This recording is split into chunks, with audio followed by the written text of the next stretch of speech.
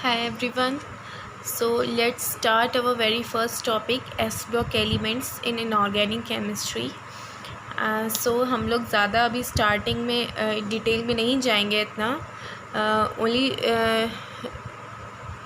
we will study about the definition and some properties of S block elements. So let's start. Here's the definition. S block elements is nothing but it is those elements in which last electron enters the ns energy shell. मतलब जो ये वो elements हैं जिनमें जो हमारा last electron होता है वो एंटर करता है हमारे ns एनर्जी शेल में. हमारे एनर्जी ऑर्बिटल में जो लास्ट इलेक्ट्रॉन एंटर करता है उन एलिमेंट्स को हम लोग एस ब्लॉक एलिमेंट्स बोलते हैं.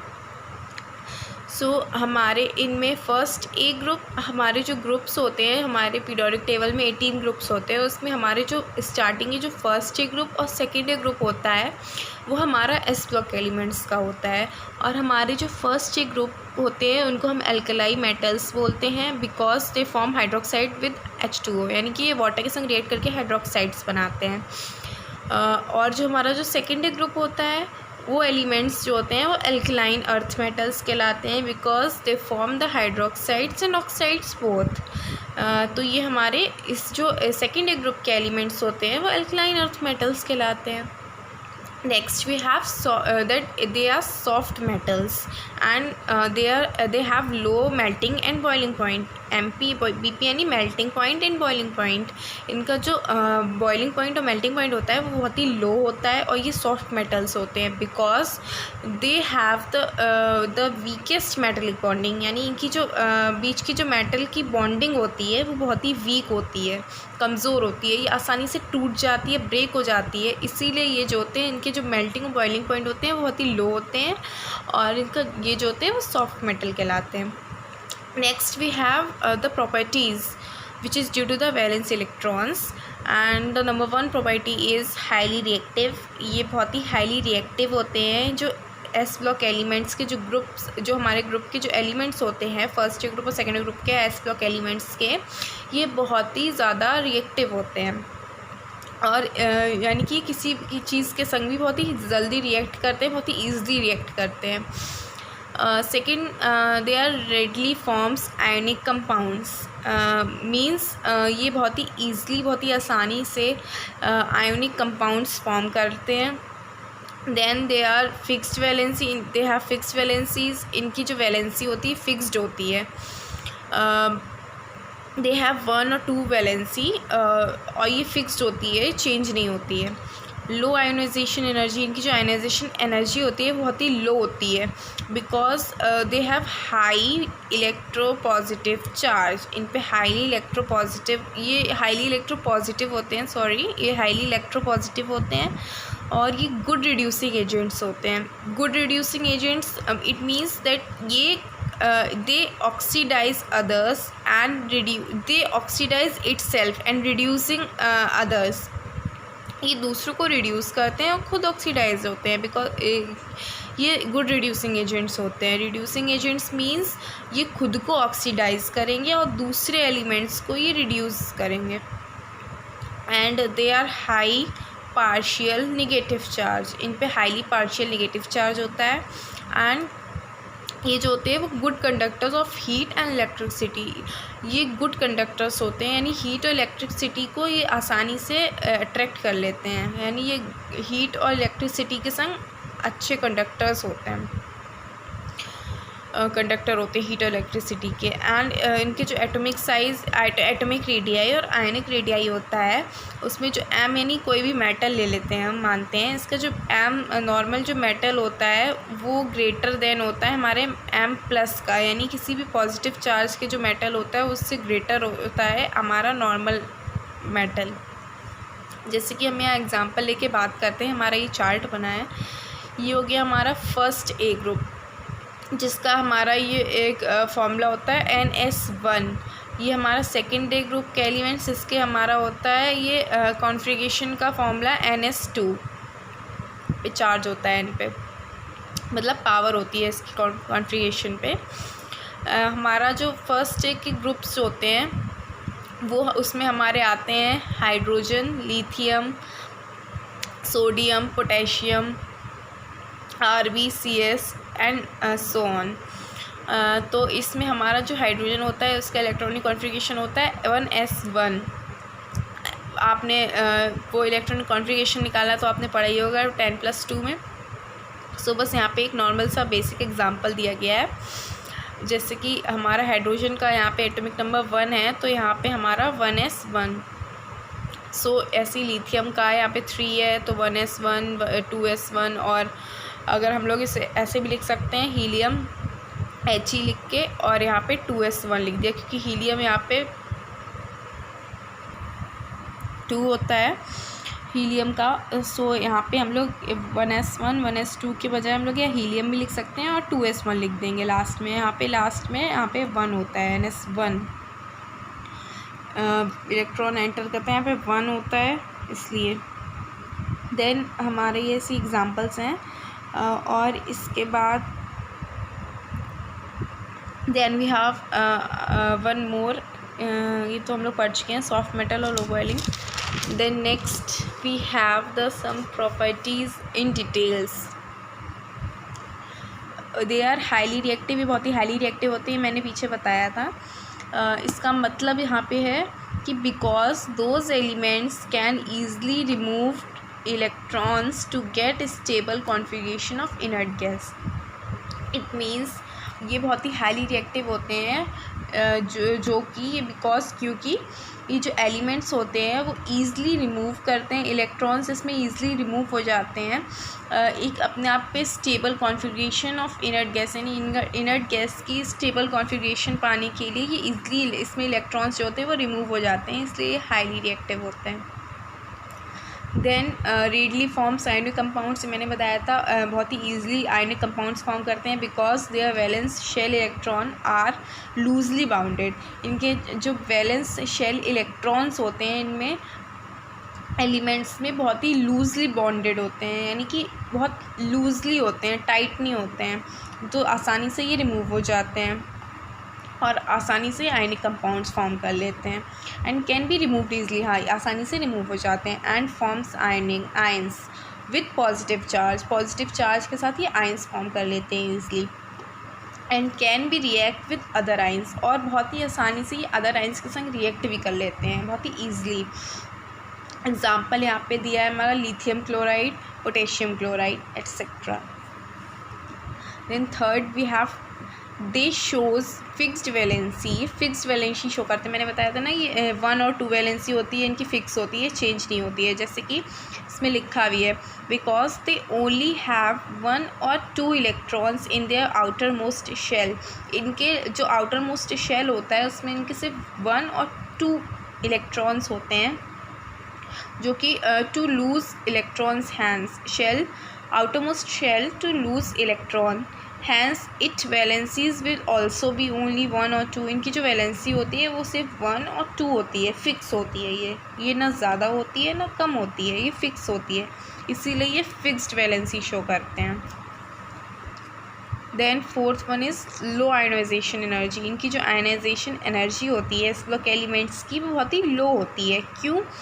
क्योंकि because S block elements does not expand its valency more than 2। जो एस ब्लॉक एलिमेंट्स होते हैं वो अपनी वैलेंसी जो होते हैं वो बढ़ा नहीं पाते हैं।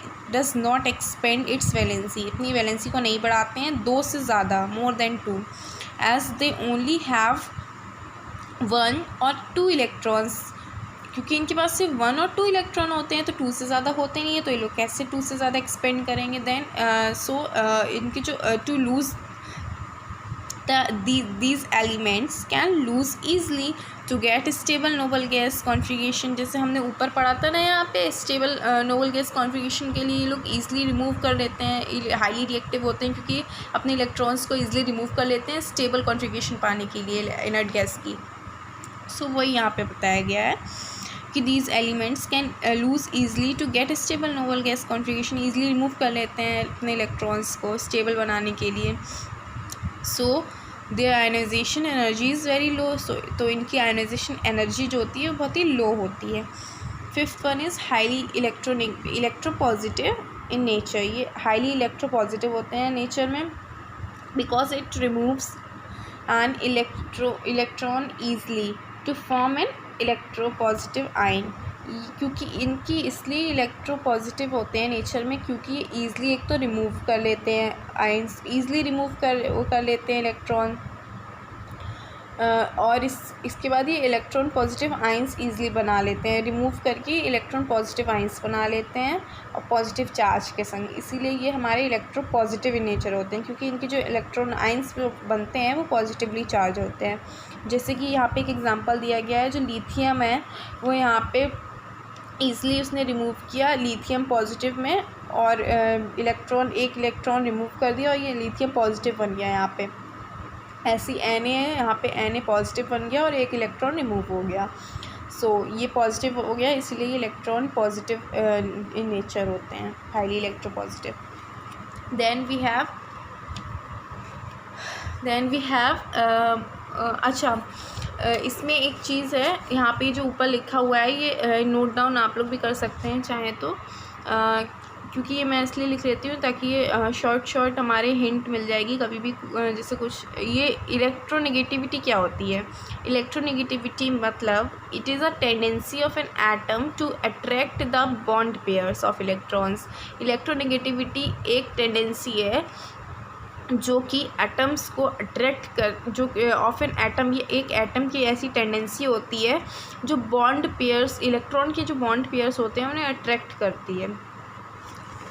सो हियर आयनाइजेशन एनर्जी क्या होती है? It is a minimum amount of energy which is required to remove the loosely bounded electrons.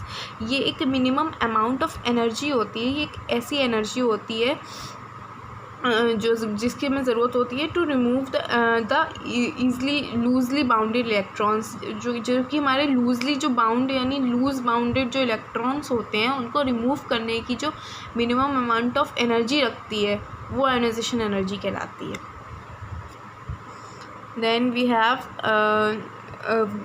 Sixth one, the good reducing agent. ये गुड रिड्यूसिंग एजेंट होता है, मैंने बताया था, तो ये क्यों होता है ये यहाँ पे जानते हैं। बिकॉज दे रिड्यूस, हमने बताया था ना ये क्यों खुद, ये रिड्यूसिंग एजेंट क्यों होते हैं, ये दूसरों को रिड्यूस करते हैं और खुद ऑक्सीडाइज होते हैं।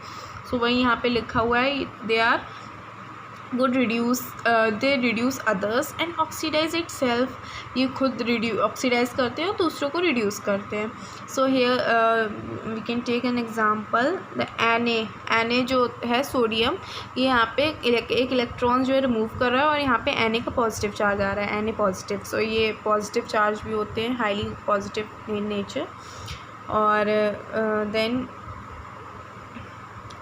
एक इलेक्ट्रॉन जो है यहाँ पे रिमूव हो रहा है, तो एक यहाँ पे मेटल जो है हमारा जो वैकेंट ऑर्बिटल हो गया, वैकेंट यानी खाली ऑर्बिटल हो गया, यहाँ पे ये रिमूव होके यहाँ पे आ जाता है। This can be reduced as it accept electrons, ये इलेक्ट्रॉन एक्सेप्ट करता है मतलब। Seventh one is they have negative electrode potential. When an electrode is kept in contact with its solution the metal tends to lose electron। जब electrode जो होता है हमारे जो सॉल्यूशन कोई होता है, अगर किसी भी सॉल्यूशन के कांटेक्ट में रखते हैं हम अपने इलेक्ट्रोड को, जब कोई भी सॉल्यूशन में अपने इलेक्ट्रोड को किसी भी सॉल्यूशन में डालते हैं, उस कांटेक्ट में ले जाते हैं, तो वो इलेक्ट्रॉन लूज़ करता है, इलेक्ट्रॉन्स छोड़ता है वो मेटल जो होता है हमारा। Thus passing it into a solution to lose electrons, thus passing it into a solution। Electrode potential of the alkali metals is negative with Li having least electrode। जो हमारा जो एल्कलाई मेटल होता है, electrode potential of the alkali metals, जो हमारे alkali metals का जो electrode potential होता है वो निगेटिव होता है हमारे लिथियम के संग, क्योंकि which having the least electrode, क्योंकि वो सबसे ज़्यादा लीस्ट इलेक्ट्रोड होता है, उसमें कितना होता है -3.045 वोल्ट्स। वोल्ट्स इसकी यूनिट है। Electrode potential of H is taken to be 0 volt. हमारा जो हाइड्रोजन का इलेक्ट्रोड पोटेंशियल होता है वो 0 वोल्ट होता है, ये फिक्स होती है values. Then we have they are good conductors of heat electricity, हमने बताया था, बिकॉज द एल्कलाइन मेटल्स जो होते हैं वो हैव ओनली 1 इलेक्ट्रॉन्स, उसमें सिर्फ 1 इलेक्ट्रॉन होता है हमारे जो एल्कलाइन मेटल्स होते हैं उनमें, इन द आउटरमोस्ट शेल में। Hence they have more tendency to lose that electrons, और उनमें सबसे ज़्यादा टेंडेंसी होती है इलेक्ट्रॉन को लूज़ करने की from gaseous atom to form a stable ion, और गैसियस एटम्स में जो कि स्टेबल आइंस बना सकें। It means ionization, enthalpy or energy and incomplete octet alkaline metals shows good conductors of electricity। ये इसका मतलब है जो हमारे आयनाइजेशन एनर्जी होता है और जो हमारा इनकम्प्लीट ऑक्टेट होता है, जो कंप्लीट नहीं होता है, इनकम्प्लीट ऑक्टेट होता है अल्कलाइन मेटल्स का, वो good conductors of electricity show करता है हमारी प्रॉपर्टी। सो आज के लिए बस इतना ही। देन नेक्स्ट वीडियो हम अपना डालेंगे जिसमें हम अपना पढ़ाएंगे हाइड्रेशन एंथैल्पी के बारे में। Thank you.